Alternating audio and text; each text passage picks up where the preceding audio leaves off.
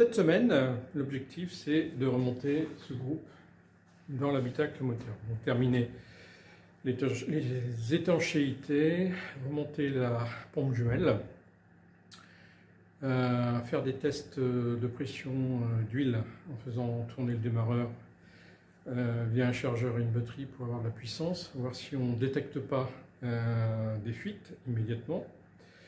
Et ensuite, une fois que le groupe sera remonté dans l'habitacle moteur, pouvoir faire des tests dynamiques réels pour toujours surveiller éventuellement des fuites avant un remontage complet.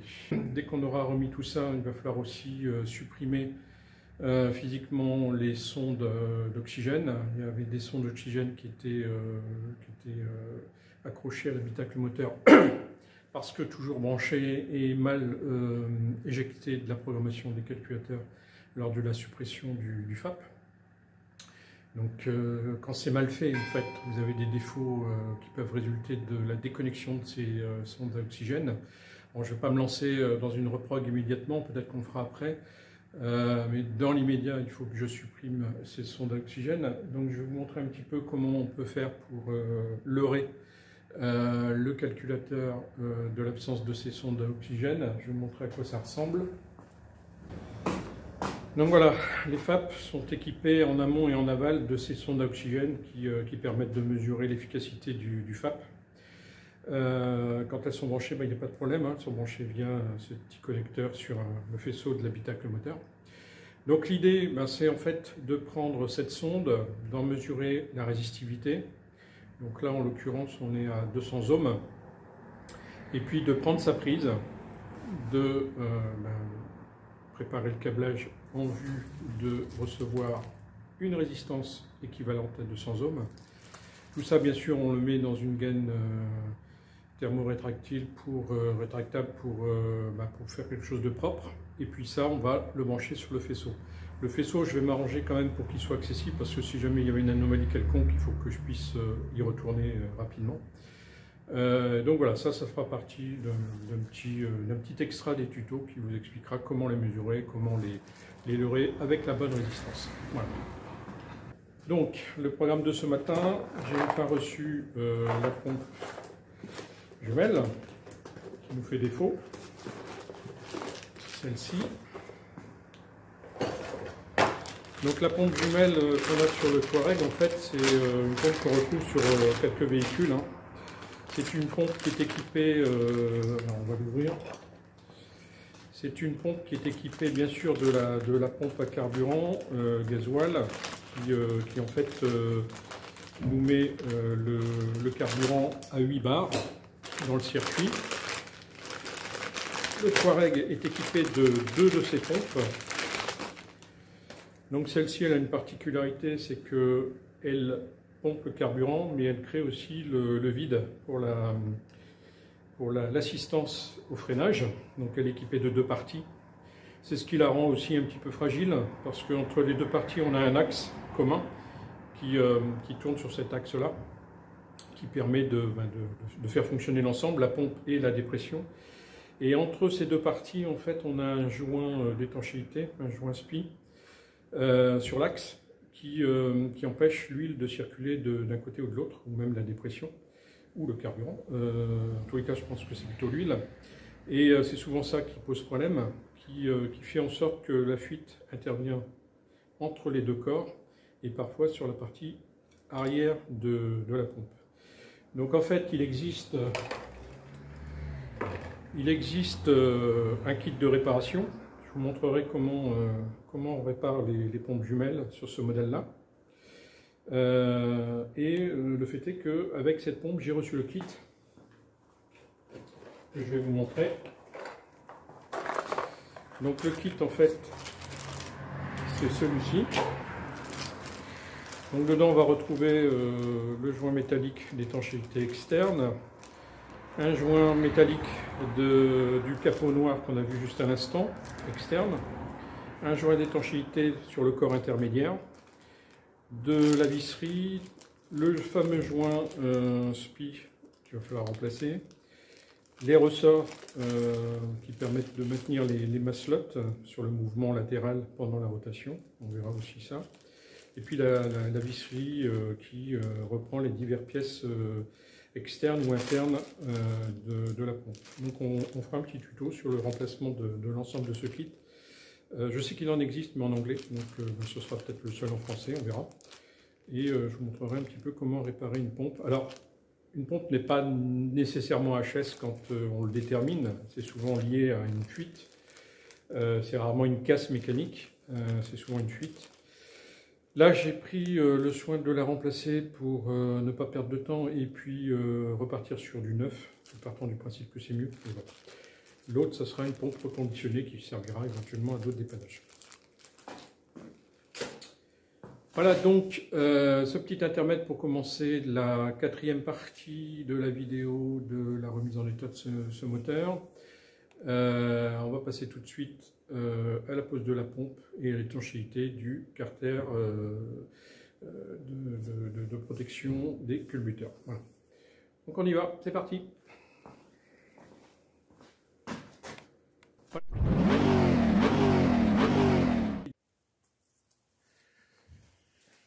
Donc, voici le fameux carter qui coûte 600 €.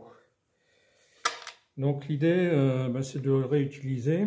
Alors, je ne vais pas m'amuser à gratter l'ancien silicone qui est dessus parce qu'il est tellement bien collé que je risque d'abîmer carrément le plan de joint. L'idée, ça va être de le dégraisser en vue de remettre de la pâte dessus. Et de refaire un joint d'étanchéité correct. Il faut réutiliser dans ce cas précis parce qu'on n'a pas d'autre choix que de le réutiliser. Donc, on va dégraisser.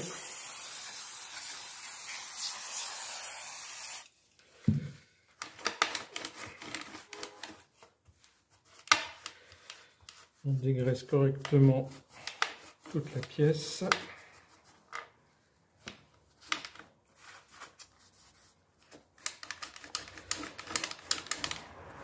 L'idée, c'est d'avoir une surface la plus propre possible, la plus sèche possible pour mettre la pâte. Et j'avoue que le nettoyant frein, c'est quand même ce qu'on fait de mieux pour dégraisser en matière d'automobile. Bon, il n'est pas très sale à l'intérieur.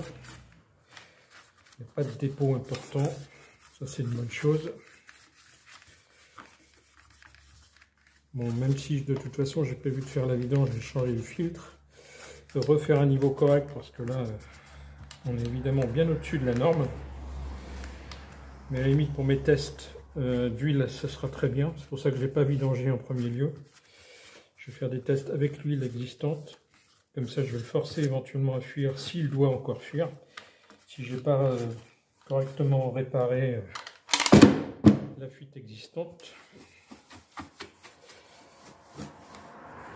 Voilà. Donc là, il manque une vis qui a dû tomber quelque part. Il va falloir que je la retrouve.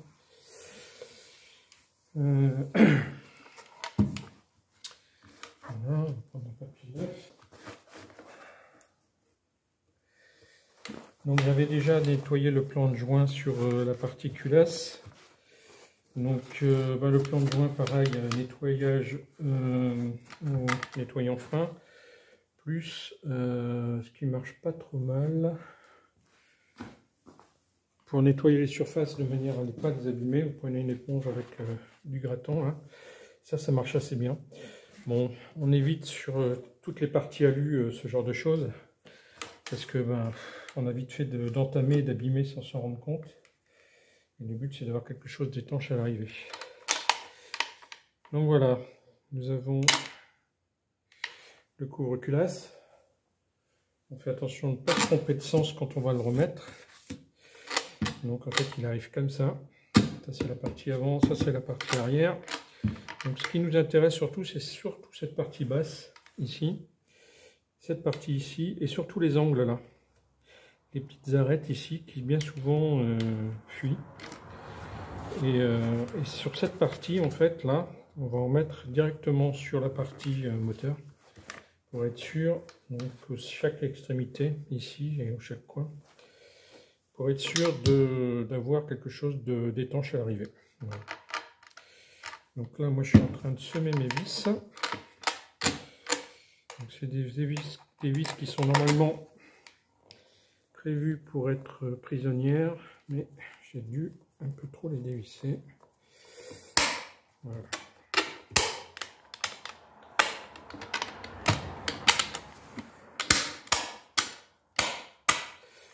Je trouve celle qui est tombée.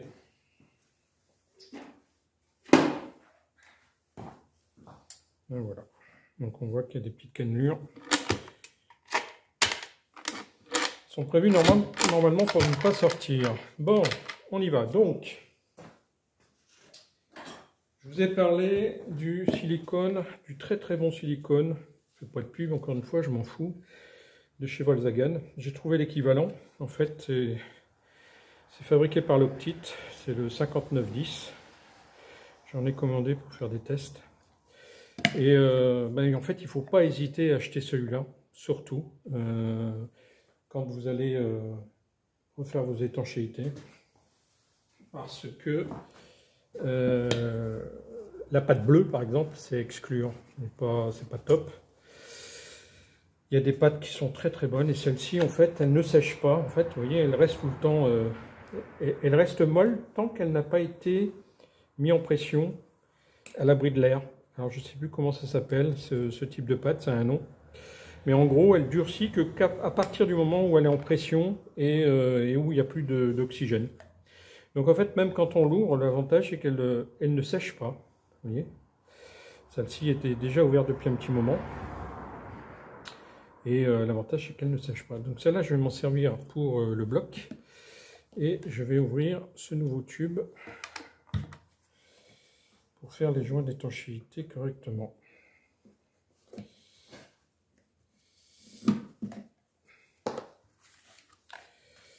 Donc, je dois avoir un petit embout. Allez, c'est parti.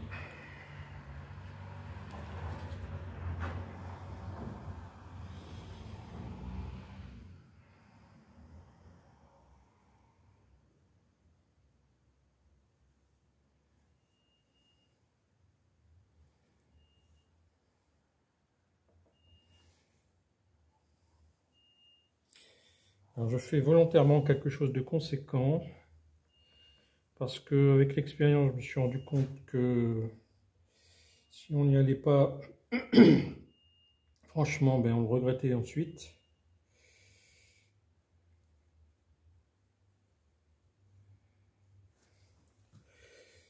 Donc, comme j'ai pas envie de refaire des fuites tous les 5 minutes sur ce moteur, j'en mets là où c'est le plus important, surtout cette partie.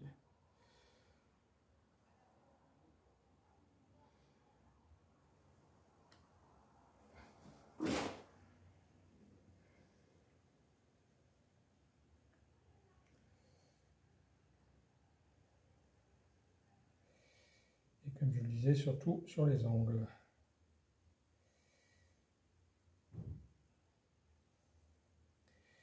Alors bien sûr, quand on démonte après, ça colle. Il faut forcer un peu lors du démontage. C'est un peu ce qui s'est passé quand j'ai démonté celui-ci. Mais bon, on ne peut pas tout avoir. Je préfère faire ça compte tenu du tarif de ce couvre-culasse. Voilà. Donc, on a volontairement mis un gros filet. On va pouvoir aller sur la partie culasse. Donc ça, je vais stopper, on va reprendre la vidéo, je vais vous montrer à quel endroit j'en mets.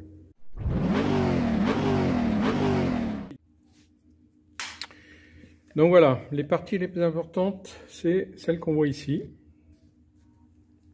Je vais vous les montrer directement. Donc c'est l'angle qui est ici, les arêtes franches. Sur le haut, pareil.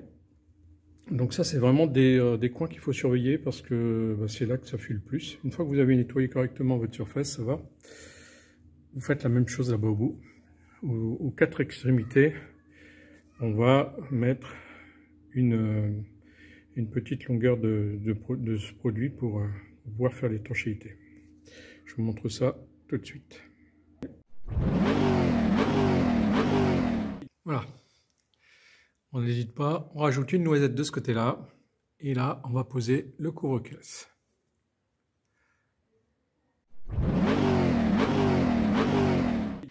Alors voilà, on va remettre le couvre-culasse en place.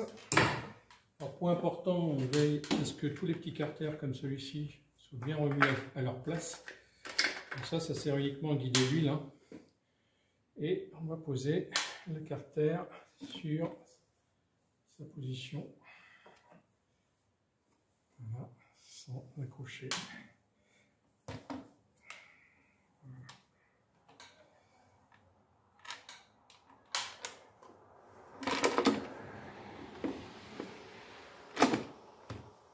Voilà. Une fois qu'on a fait ça, on va revisser les 4 extrémités en premier lieu pour centrer l'ensemble. Sans serrer tout de suite, ça ne sert à rien.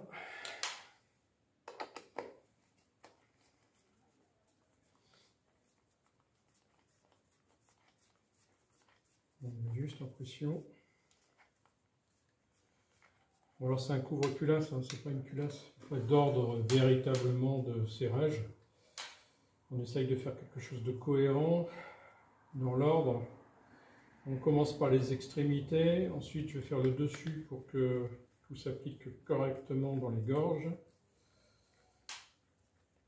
Et puis ensuite on peut visser les longueurs. Par contre pour le serrage on va être sur du 10 Newton, hein, pas besoin de serrer à plus que ça.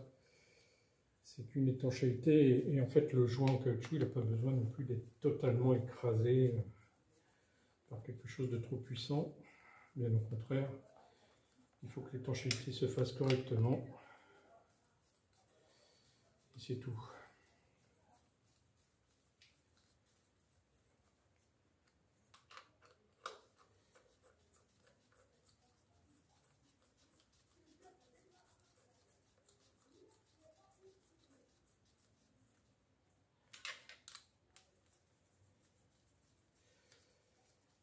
Bon, j'ai un petit peu touché. En passant. Pas bien grave.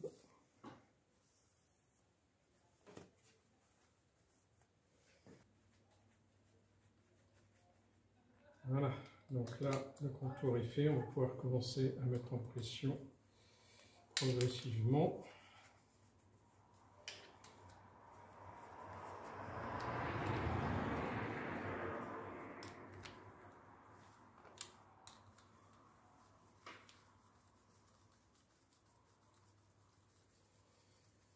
Bon là vous voyez l'action, hein, je ne suis pas devant la caméra cette fois-ci, j'essaye de faire attention un petit peu à ça. Sinon ça ne vaut pas trop l'intérêt de voir mon bleu de travail.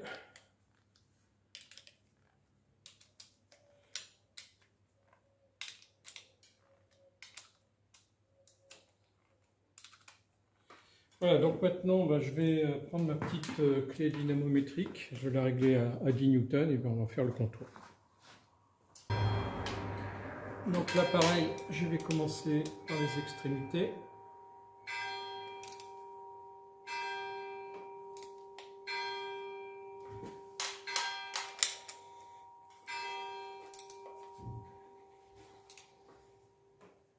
Je sais pas si je suis 10 Newton là.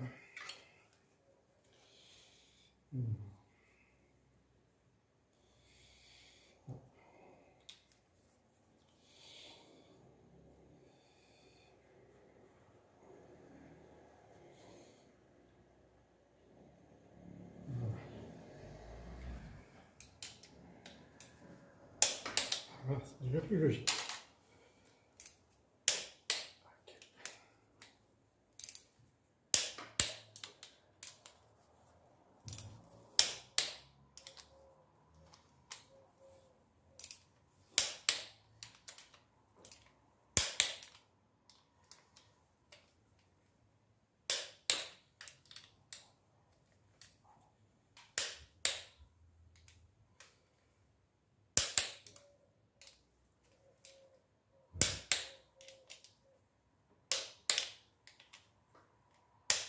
Alors l'idée de la clé dynamométrique dans ce cas précis, c'est surtout d'essayer d'avoir quelque chose d'uniforme en serrage.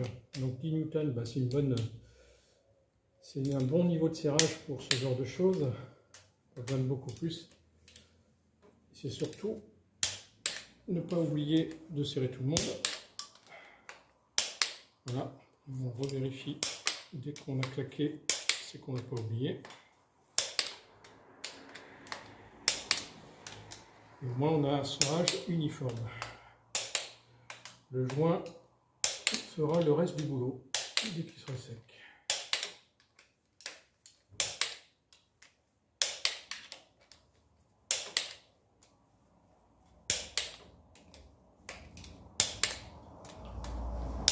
Voilà.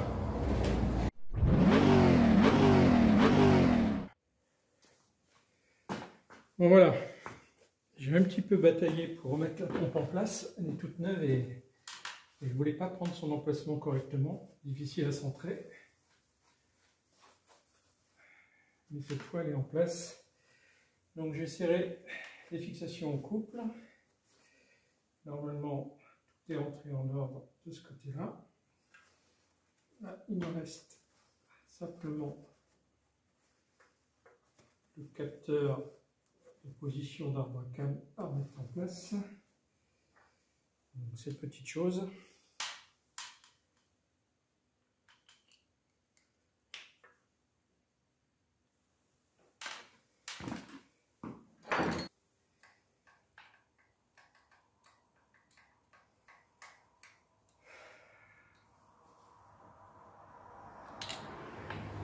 Voilà.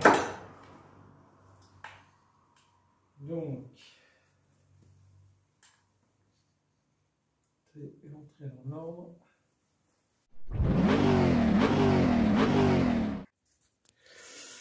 Donc en fait, c'est cette vis-là qui passe dans cette canalisation de raccordement.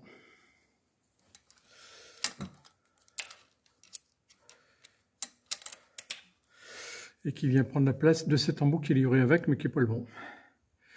Donc je vais démonter ça et remplacer, remettre les joints d'origine. Et ça sera bon. Alors, remise en place donc de la canalisation avec les deux joints d'étanchéité. J'ai repris le joint cuivré d'origine et après j'ai un joint alu. Ici on a l'arrivée de carburant qui est raccordé. Le petit capuchon jaune, c'est la dépression qu'on raccordera après. Remise en place du capteur ici de position. Les trois fixations de la pompe, donc la petite clé de 10 qui va en dessous, là, l'écrou de 10, la vis de 10, pardon, le BTR ici, le BTR ici en dessous. La connexion du pilotage des injecteurs. Et puis ben, la refixation des divers câbles sur leur support, les brides en plastique, les machins, dans tous les sens. Donc là, on va continuer à remettre tout ça en place.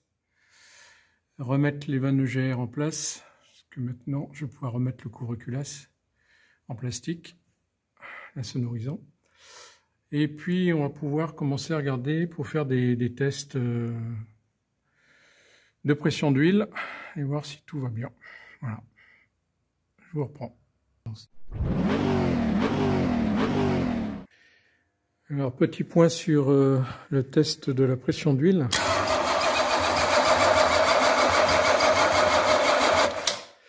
Donc j'ai fait un test avec une batterie en tampon ici, les câbles d'alimentation sur la mèche châssis et sur le câble du démarreur avec l'excitation qui va directement donc sur ce que je vous avais expliqué la dernière fois.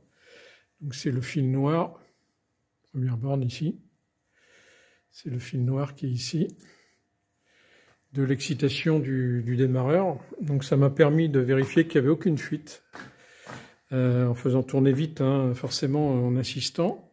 Mais j'ai aucune fuite apparente, donc ça c'est déjà un très bon point. J'ai pas de fuite sur la pression d'huile et je sais que la pression d'huile monte parce que j'ai déjà testé ce dispositif.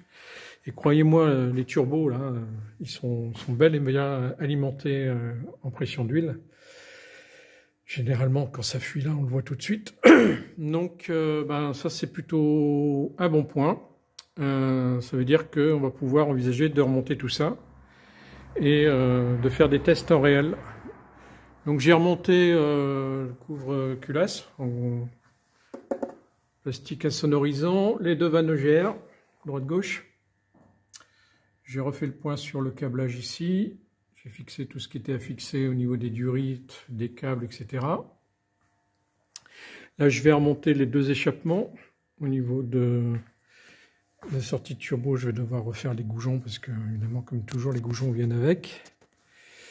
Faire les étanchéités ici des vannes d'oxygène sur la sortie échappement. Droite-gauche aussi. Et puis après, on va pouvoir envisager de remettre tout ça là-haut dans le coucou. Donc, on va faire ça, je pense, demain. Voilà, je vous reprends.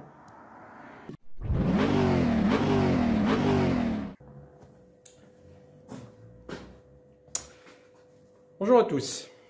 Alors, aujourd'hui, nous allons procéder à ce que les documentaires automobiles l'appellent le mariage. Là, en l'occurrence, le moteur a fait un petit break, il a quitté son châssis pendant quelques jours, le temps de le remettre en état, et on va de nouveau procéder à une réconciliation, et non pas un mariage.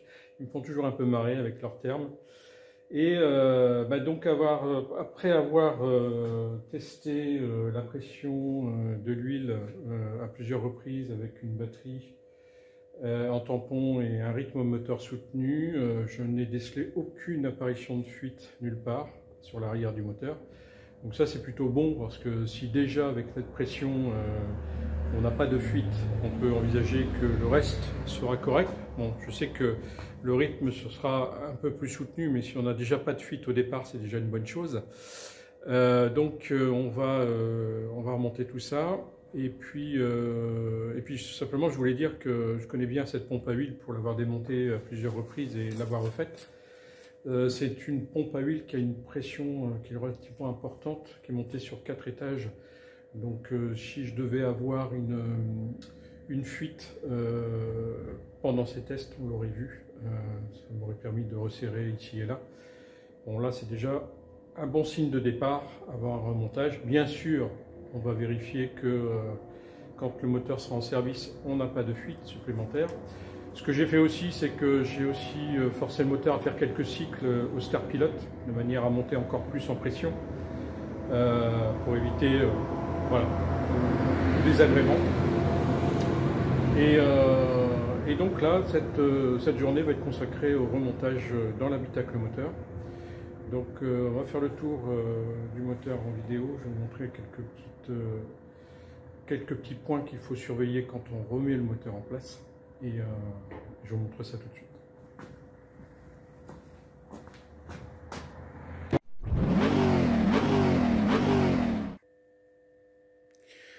Alors voici les quelques points qu'il va falloir surveiller. Alors déjà, je vous montre qu'on est toujours aussi sec par rapport aux dernières vidéos que j'ai faites.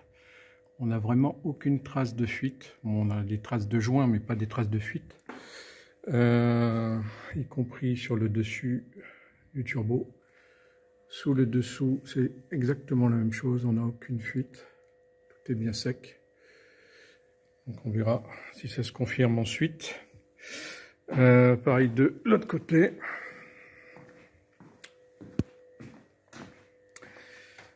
Donc ici, le haut du turbo avec sa fixation, la durite. Alors celle-ci, je ne l'avais pas démontée parce qu'elle était déjà bien sèche. Elle était bien sûr humide par les projections, mais c'est pas elle qui était en cause. C'était clairement à droite. Sur le haut du moteur, alors là je ne vais pas vous montrer, mais j'ai été voir plus près, on n'a aucune fuite non plus. Je vais essayer de nettoyer un petit peu le V du V10, le creux du V, parce qu'il y a eu évidemment de l'huile qui s'est entreposée dans ce coin-là. Donc, je vais essayer par aspiration de la récupérer. Alors les points qu'il faut vérifier avant de remonter le moteur. Donc là bien sûr la table n'a pas bougé par rapport à la position du véhicule, ça c'est évidemment un point important. Ça veut dire que quand on va baisser la caisse va être forcément dans l'alignement des points de fixation. Donc je rappelle que sur ce moteur, on a une fixation ici sur le berceau. Enfin, le berceau est ici, enfin c'est le berceau en aluminium du moteur doublé du berceau réel du châssis. La traverse de la boîte avec ces deux fixations. La même chose de l'autre côté.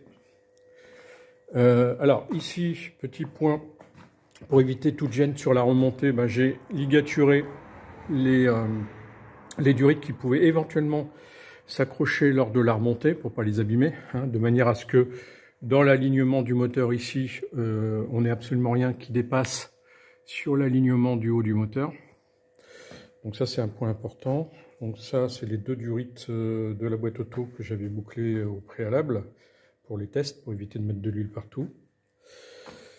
Ensuite on a donc côté boîte, eh bien les fameuses prises et de la boîte de transfert, plus le câble ici pour la boîte auto. Donc ça, c'est des points qu'il faut surveiller quand on remonte. Celles-ci doivent rester du côté gauche du véhicule et ne pas se positionner sur le haut de la boîte, être pincé par la boîte. Ça m'est arrivé une fois. Donc ça, il faut faire vraiment très attention quand on remonte à bien les placer. Et une fois qu'on a fait ça, on n'a pas de soucis particuliers. Ensuite, on a ici en haut la colonne de direction qui va venir se refixer sur le boîtier de direction qui est ici. Donc ça, bien sûr, il faut essayer de le placer pour pas que ça se mette derrière, devant ou autre. Donc c'est à surveiller aussi pendant qu'on remonte. Les câbles, évidemment, les câbles accessoires. Ici, on a le câble de l'alternateur. On va faire en sorte qu'il soit au-dessus du moteur et qu'il ne bouge pas non plus. Ici, on a aussi un deuxième câble, c'est le câble du démarreur. Ça, c'est pareil, c'est des câbles que je vais ligaturer au-dessus pour éviter qu'il ne se bloque derrière le moteur. Celui-ci, il est trop court pour se bloquer, donc il n'y aura pas de problème, c'est la masse châssis. Et puis, je pense qu'on a fait le tour. Normalement, il ne devrait pas y avoir de problème. Alors, sur l'arrière de la boîte, il n'y aura pas de problème puisque l'échappement a été déposé, donc pas de gêne. L'arbre de transmission est déposé, pas de gêne. Vous voyez qu'il y a encore beaucoup d'huile à nettoyer de ce côté-là. D'ailleurs, il va falloir que je mette une casquette parce que hier, je me suis bien craquelé les cheveux au passage. Ici aussi, vous voyez, il y en a partout. Donc ça fera l'objet d'un petit nettoyage complémentaire par la suite dès que ça tourne. Voilà, donc la journée va être consacrée à ça. Et puis bien sûr, cette fois-ci, je vous filme la vidéo de la remontée progressive à l'aide de ma télécommande. Elle va être bien utile. Et comme je serai seul pour le faire, il faut vraiment que je prenne mon temps et que je n'abîme rien sur la remontée. Voilà. Ah oui, autre point important que je n'avais pas évoqué, quand on redescend le châssis, enfin la voiture sur le berceau, il faut évidemment veiller à centrer la suspension pour qu'elle vienne se positionner ici et que le cardan ne se prenne pas dans le caoutchouc. Ça m'est arrivé une fois aussi, ça. Quand on descend, en fait, le caoutchouc peut être pincé par un des bords. Donc ça, il faut faire très très attention quand on descend à bien réaligner les deux transmissions à l'axe. Donc cette pièce-là, comme elle a tendance à bouger facilement, il faut la surveiller aussi. Et puis c'est tout, normalement. Après, ça sera que du remontage. Donc ça devrait bien se passer, il n'y a pas de raison. Voilà, je vous reprends tout de suite.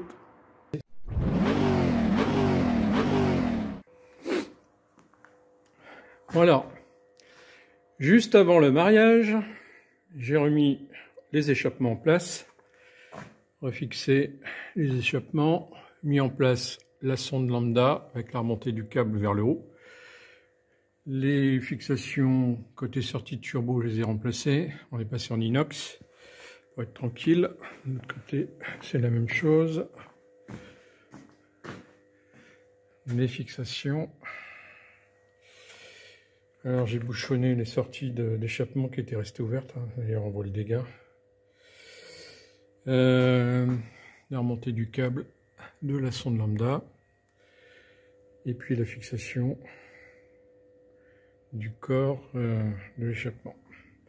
Plus la fixation sur le berceau arrière de chaque côté. Il y a ici en bloc. qui sont maintenus sur la traverse. Voilà. Il ne faut pas oublier de les remettre parce qu'après ils sont un peu galères à placer. Bon ben on va procéder au mariage. C'est parti.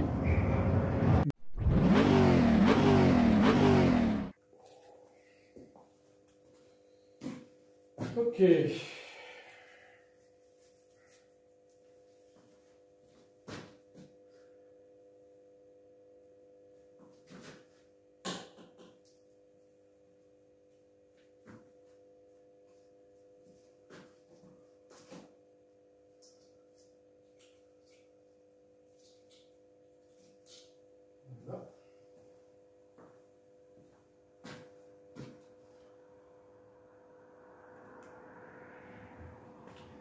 Et on va commencer à descendre tout doucement.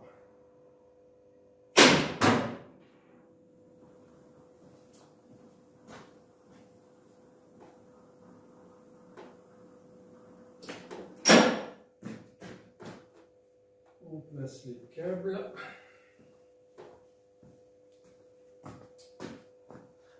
Ça, idéalement, il faut que ce soit comme ça.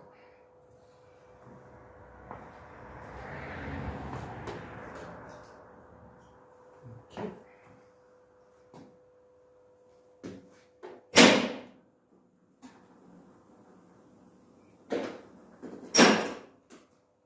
Ok.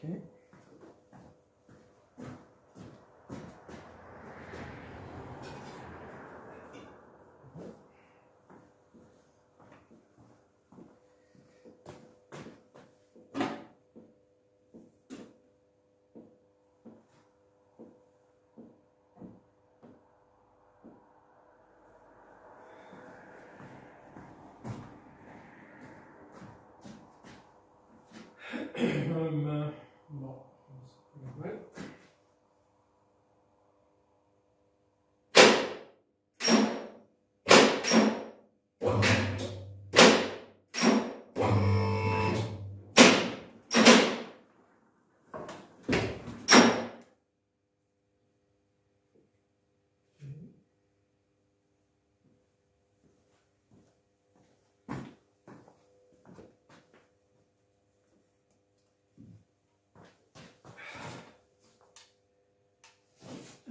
Câble.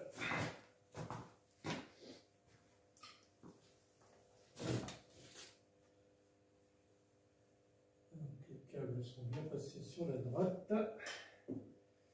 Parfait. De ce côté-là, on est bon. On est aligné. On n'a pas bougé.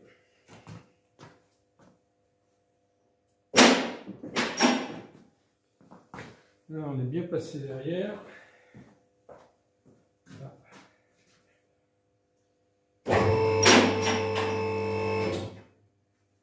Ici, par contre.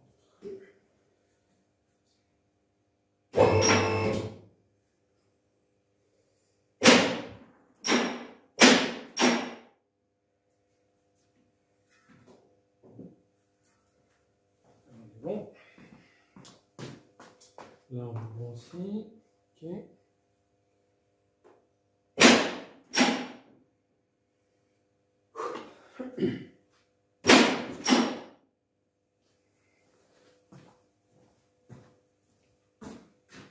Parfait.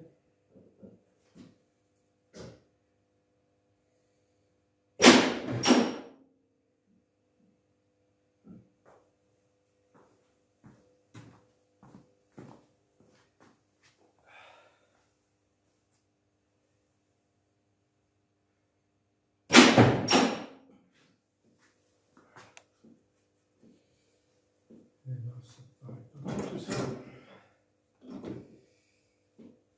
Ça me paraît pas mal.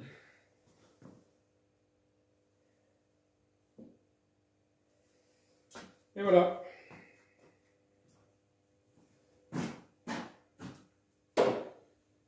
Il n'y a plus qu'à remettre les fixations pour soutenir tout ça. Et puis on va pouvoir le relever et puis commencer à repositionner tout ce qui doit être. Le but c'est d'enlever la table. Allez, suite.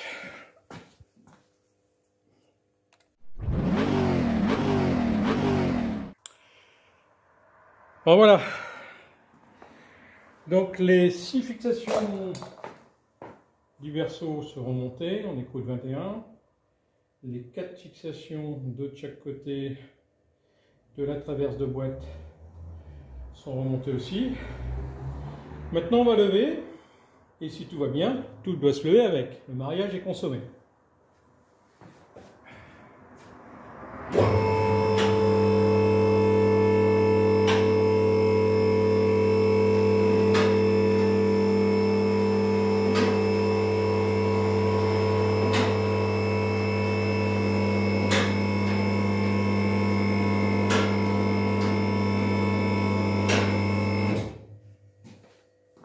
Voilà, mariage effectué.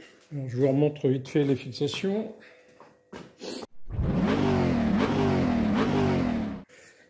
Alors les fixations, donc celle-ci, écrou de 21. On a celle-ci, écrou de 21 aussi. On a celle-ci, arrière du berceau. Donc pareil de l'autre côté bien sûr, et puis les deux de la traverse ici, qui sont maintenant en place. Voilà. Donc maintenant on va commencer à remonter un petit peu tout. Le but c'est de mettre en eau rapidement pour faire des tests de démarrage. Allez, c'est parti.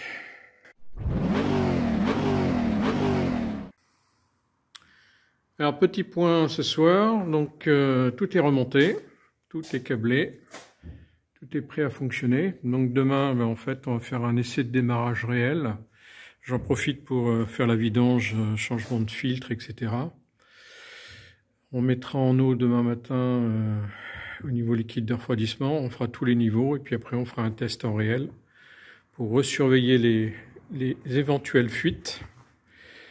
Et normalement, tout sera rentré dans l'ordre, on pourra passer à la suite. Voilà. C'est terminé.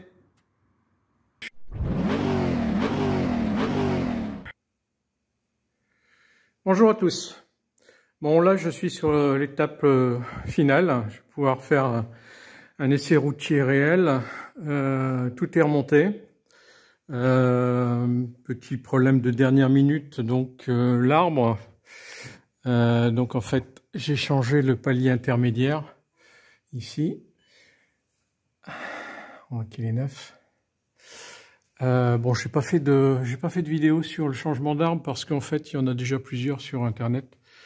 Donc je vois pas trop l'intérêt de réitérer quelque chose de déjà fait. C'est la même chose que sur le Cayenne. Et peut-être même sur le Q7, je sais plus. Donc là, j'ai nettoyé tout ce que je pouvais, mais bon, il faudra quand même de toute façon passer un coup de Karcher, ça c'est inévitable. Il y en a tellement partout que ça va être la prochaine étape. Voilà. Donc pour moi, c'est terminé. Il fonctionne parfaitement, il n'y a plus de fuite d'huile. Les seules fuites d'huile que j'avais encore, en fait, sont liées à la feutrine qui normalement renferme le carter inférieur. Je me suis décidé à l'enlever. Elle est pas vraiment essentielle non plus. On n'est pas dans des grands froids par moins 30 ou moins 50. Donc, comme elle était imbibée de tout, de gasoil, d'huile, etc., elle continue à couler par terre. Donc, j'ai préféré l'enlever. Et puis là, je vais m'apprêter à aller nettoyer un petit peu tout le reste de tout ça. Donc voilà. On est arrivé au bout du problème. Il refonctionne parfaitement. Voilà, opération terminée. À bientôt pour la prochaine vidéo.